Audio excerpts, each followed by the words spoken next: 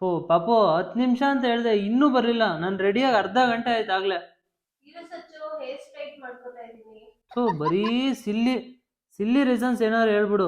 ಅದು ಮಾಡ್ಕೊಂತ ಇದೀನಿ, ಇದು ಮಾಡ್ಕೊಂತ ಇದೀನಿ ಅಂತ ರೆಡಿಯಾಗಿ ಕೂರ್ಸ್ಬಿಡ್ತೀಯ.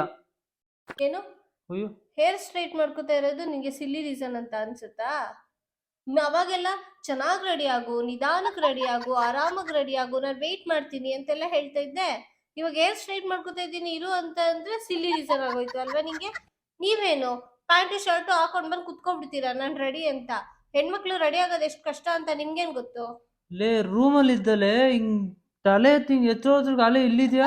ನಾನು ಎಲ್ಲೋ ಇರ್ತೀನಿ. ನಾನು ಕೇಳ್ತಾ ಇರೋದಕ್ಕೆ ಆನ್ಸರ್ ಮಾಡು ಫಸ್ಟ್ ನೀನು. ಜಗಳ ಆಡಕ್ಕೆ ಅಂತಾನೆ ಬಿಟ್ಬಿಟ್ಟಿದ್ಯಾ ನೀನು?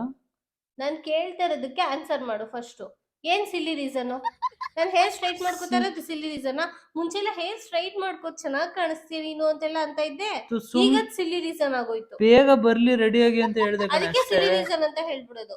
ಆಯ್ತು ಹೋಗ್ಲಿ, ಬೇಕಾದ್ರೆ ನೀನು ಒಂದೊಂದೇ ಏರ್ ತಗೊಂಡು ಸ್ಟ್ರೈಟ್ ಮಾಡ್ಕೊಂಡು ಬಾ. ಯಾಕೆ? 10 ವರ್ಷ ಅವಾಗ ಆದ್ರೂ ಹೇರ್ ಕಾಯ್ತೀನಿ ಎಲ್ಲ ನಾನು. ಹಾಳಾಗ್ಬಿಡ್ಲಿ ಇವಳ್ದು, ಬೋರ್ಡ್ ಆಗ್ಬಿಡ್ತಾಳೆ, ಅವಾಗ ಚೆನ್ನಾಗ್ ಕಾಣಲ್ಲ. ಅವಾಗ ನಾನು ಇನ್ನೊಬ್ರಿಗೆ ಲೈನ್ ಹೊಡಿಬೋದು ಅಂತ ಅಲ್ವಾ? ಸೊ ಲೇ, ಹೋಗೆ ರೆಡಿಯಾಗಿ ಹೋಗೆ ರೆಡಿಯಾಗು. ಅಮ್ಮ ತಾಯಿ, ಜಗಳ ಆಡಕ್ಕೆ ಅಂತಾನೆ ಬಿಟ್ಬಿಟ್ಟಿದ್ಯಾ ನೀನು. ಥು.